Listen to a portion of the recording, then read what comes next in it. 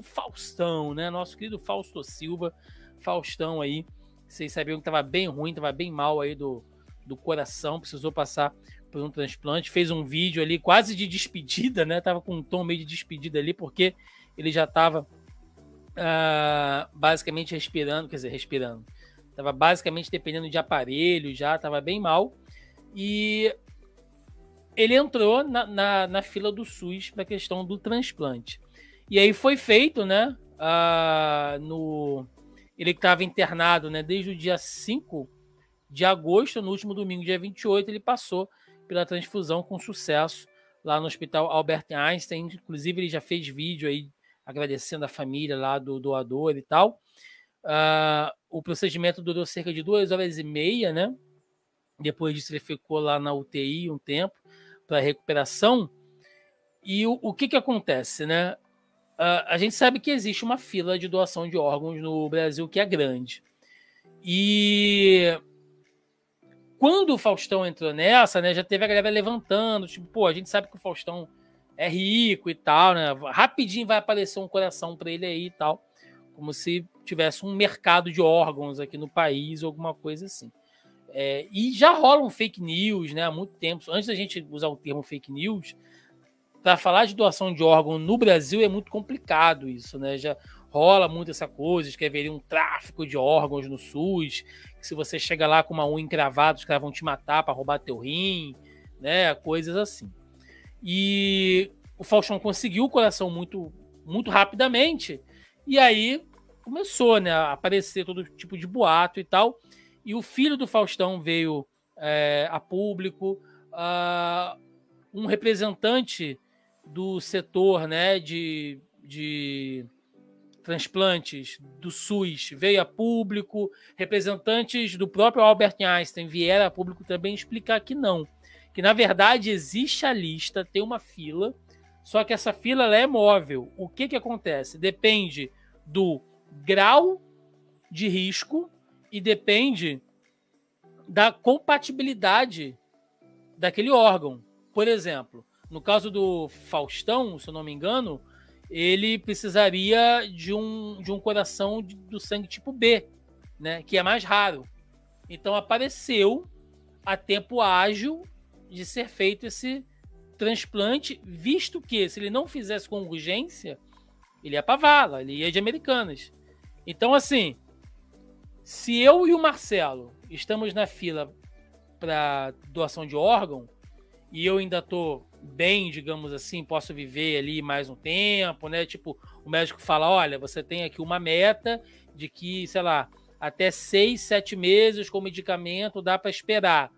E o Marcelo tá nas últimas, tá fudido lá na UTI. Se chegar um coração, por mais que eu tenha entrado na fila primeiro, vai pro Marcelo, não para mim. O que faz total sentido, né?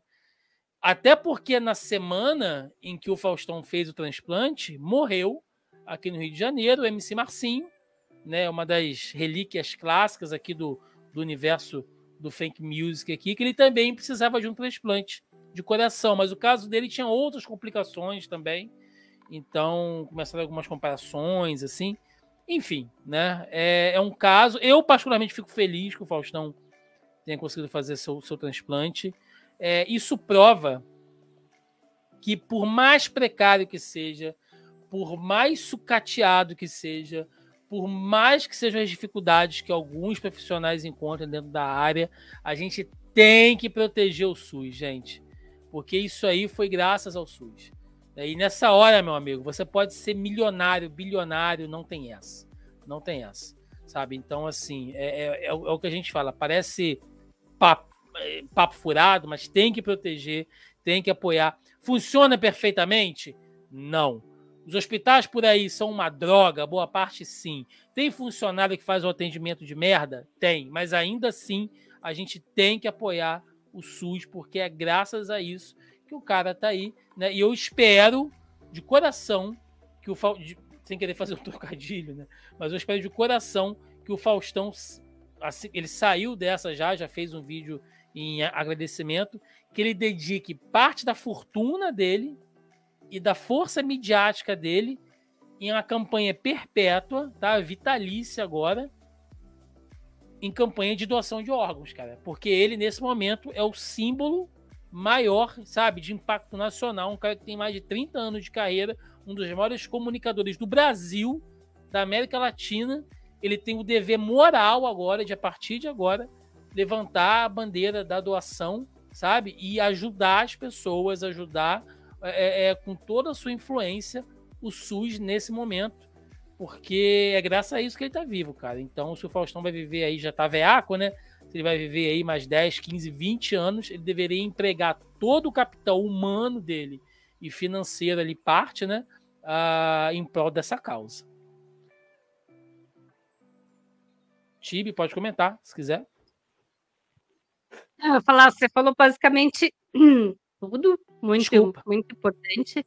Não, fica tranquilo. Valeu, gente. Até semana que vem. Obrigado. Valeu. Se eu não me engano, né, a esposa dele já estava começando a levantar essa bandeira da doação de sangue, da doação de sangue, não, desculpa, da doação de órgãos. E, bom, fortuna ele tem de monte, né? Carisma e conhecimento público também. Então, agora é só aplicar isso um pouquinho mais para esses tipos de campanhas, né? A gente sabe que atualmente ele está sem nenhum programa de televisão, que ele ainda tem outros meios, né, de exposição, rede social e tal, mas ele é uma pessoa muito midiática, né? Então, vão acompanhar esse processo, né? Então, levantar essa bandeira nesse momento vai ser muito importante, porque muitas vezes tem muita gente que não sabe nem o processo, né, para doar. Como é que funciona, como é que não funciona, simplesmente abstrai isso. Então, são informações que deveriam ser conhecimento público muito importante, que muitas vezes isso não é propagado. Marcelinho?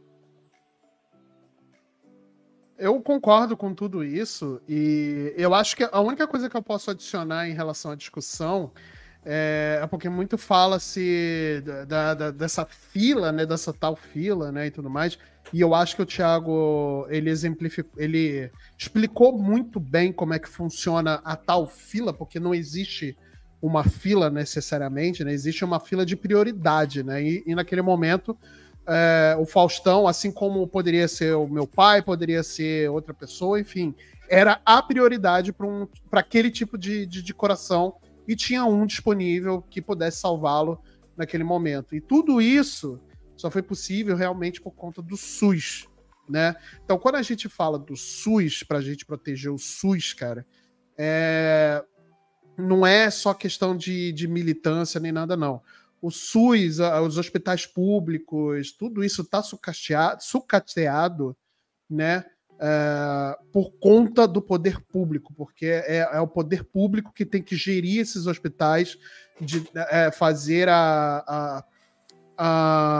os investimentos necessários para que esses hospitais atendam a população da melhor forma possível, porque hoje existe uma máquina financeira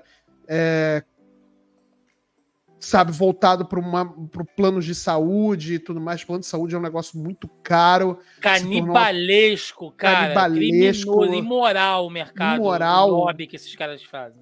Porra, e eles fazem um lobby com o governo exatamente para que... É de interesse de alguns políticos que o SUS e os hospitais públicos estejam sucateados exatamente para alimentar esse mercado de planos de saúde. Porque, por que eu vou pagar? Se é um direito nosso, dentro da Constituição, de ter acesso à saúde de qualidade, por que eu tenho que pagar por isso? Porque eu tenho que privatizar a minha saúde. Entende? Então, é toda uma questão política também. Tudo é político, tá, gente? Tudo é político. E eu não tô falando aqui de político A, B, ou C ou D ou não, tá? Só tô falando que tudo é político. Tudo é político. É muito interesse de certos políticos, e eu não tô falando se é de direita, de esquerda, de cima, de baixo, de quem que é, tá? Só tô falando que é de interesse de alguns políticos para que esse sistema continue do jeito que é, sabe? Porque passa a eleição municipal, passa a eleição federal e a gente não vê, a gente só vê promessa de que vai ter um investimento maior na área da saúde, na área da educação e tudo mais, e passa ano e a gente não vê essas coisas acontecendo de fato. E não só isso, Marcelo, só para falar sobre plano de saúde, né? Às vezes a galera paga um plano aí sua para poder pagar, né? Quem porra, vai ter um filho, tem pai doente, ou se você tá numa condição de saúde especial que requer, só a gente sabe a luta que é para pagar um plano de saúde. Às vezes parece que você tem que implorar um atendimento. Parece que os caras estão te fazendo um favor. Se dá uma merda para cancelar, os caras te tiram até a cueca. Então, cara, assim, é bizarro. É um mercado canibal, cretino, e é um mercado que depende do SUS. Tá? Só esse ano estava em pauta, em votação para o STF, no começo do ano, ainda a questão do ressarcimento dos planos de saúde para o SUS. Porque existem locais onde os planos não conseguem dar conta do que é contratado com eles repassam o atendimento ao SUS. Questões de internação, de cirurgia, até onde estava a dívida, eram quase 5 bilhões de ressarcimento que os planos de saúde teriam que fazer ao SUS. Então, assim, a gente tem que proteger muito. Eu sei que parece um papo chato, mas é um papo necessário. É necessário. 5 bilhões é um bom dinheiro para um investimento na saúde pública brasileira, tá, gente? 5 bilhões é muito dinheiro. Isso é muito dinheiro. O Everton está dizendo aqui, olha, a questão da precariedade são uma série de fatores, mas ainda assim a gente tem que reconhecer que muita coisa vem de lá. Não só isso, Everton, eu vou fazer um relato pessoal aqui, eu sei que já está muito tarde, mas eu acho que é um tema muito importante. Acho que vale a pena. O que acontece, né? Quando a gente estava naquela época já de pandemia, né, e tudo mais, que a gente estava fazendo os nossos podcasts aqui sobre o Zona de Quarentena, a gente estava sempre fazendo postagens e tal, falando sobre o SUS, as vacinas e tal. E aí, numa dessas correntes de apoio ao SUS, né, de repente a gente começou a receber um monte de comentário, mensagem de hater e tal, da galera dizendo que o SUS é um lixo, não sei o que e tal. E para algumas pessoas, né, quando o cara chega numa boa, a gente tenta argumentar. Quando é só um imbecil, geralmente a gente não perde muito tempo. E numa dessas, né, chegou um rapaz e ele me perguntou assim, ele falou, Thiago, mas por que você protege o SUS, né? Por que você acha que o SUS é bom? Me dê exemplos concretos, né? E aí eu elenquei a ele. Não vou dar nomes aqui, né, mas duas pessoas do meu entorno, da minha família, 2 pessoas trataram de câncer no SUS, né? Uma de câncer de mama e outra de câncer de pâncreas. Se trataram sobre isso, fizeram a cirurgia, retiraram, se livraram disso. Eu fiz acompanhamento de saúde mental pelo SUS. Todo ano eu faço 2 check-ups por ano geral, sangue, todos os tipos de exame, bateria, até eletrocardiograma, faço pelo SUS.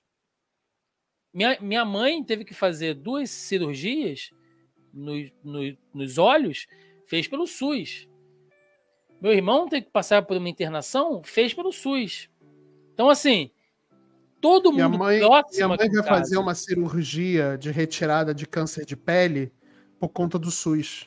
Então assim, e a gente sabe que é muito difícil, né, Marcelo? É correr atrás, é fila, documento pra cá, e aí, não é aqui, é lá na puta que o pariu, aí tu vai pra lá, e às vezes pega um funcionário que realmente o cara não tá ali, não tem a manha, volta semana que vem, esse exame venceu, refaz e tal. É dor de cabeça, é trabalhoso, mas existe, galera. É um bagulho que existe, tá? E aí, nessa discussão, aí o rapaz, lá no nosso papo, ele falou que ele não acreditava mais no SUS, porque o irmão dele dependia de uma cirurgia, e aí por alguma complicação não conseguiu fazer, o irmão dele morreu por causa disso. Então, assim, lamento, muito de verdade. A gente entende que a pessoa tem um fator emocional ali próprio, mas, assim, faz parte de uma marca, a gente não vai dizer que todos os casos funcionam. Pode ser que no percurso aconteça, a gente não nega isso, tá? Mas, gente... Não é perfeito, como o Thiagão já falou. Tem que ver pelo todo, sabe? A gente tem que brigar pelo funcionamento. Tá? Exatamente. Tem que funcionar. A gente paga para Exatamente. isso, a gente investe para isso. Talvez se não fosse tão sucateado como talvez não tivesse o amigo ali, não tivesse perdido o irmão. Ou o parente, né? Enfim, talvez não tivesse perdido. Mas, enfim, perdeu, né? Infelizmente aconteceu. Não funciona como deveria de funcionar. De fato, não funciona. O Thiagão já deixou isso bem claro. Estamos aqui reconhecendo que o SUS poderia ser muito melhor do que ele é. Mas ainda assim a gente tem que brigar por ele e a gente tem que brigar pelo funcionamento. Porque se você for depender da privatização da saúde, meu amigo, você tá ferrado. Não, esquece. Porque isso é um excludente, isso vai excluir cada vez mais as pessoas, tá? Olha o sistema americano de saúde, olha no primeiro mundo, digamos assim, olha como é que é. Esquece isso. Para você fazer uma consulta médica nos Estados Unidos e você fazer, sei lá, engessar o braço, quebrou o braço, tem que engessar. A sua dívida com o hospital vai girar em torno de 13 a 15 mil dólares. Tá? Não, a gente vê... Só para engessar o braço. A gente vê no filme, Marcelo, quando o cara leva um tiro, alguma coisa assim, e o que acontece? Mete o cara num carro e leva ele pro hospital, porque se chamar ambulância, já tá fudido. A ambulância é muito caro. Então, por isso que as pessoas têm preferido ir de Uber pro hospital, lá nos Estados Unidos, tá? Tem preferido ir de Uber pro hospital ou chamar até reboque. Olha isso, você chamar reboque para levar um ferido, sei lá, qualquer coisa pro hospital, é mais barato do que você chamar uma ambulância. É isso. Olha o absurdo que é você não ter um sistema único de saúde. Né? Um sistema público eficiente de saúde. É isso, gente.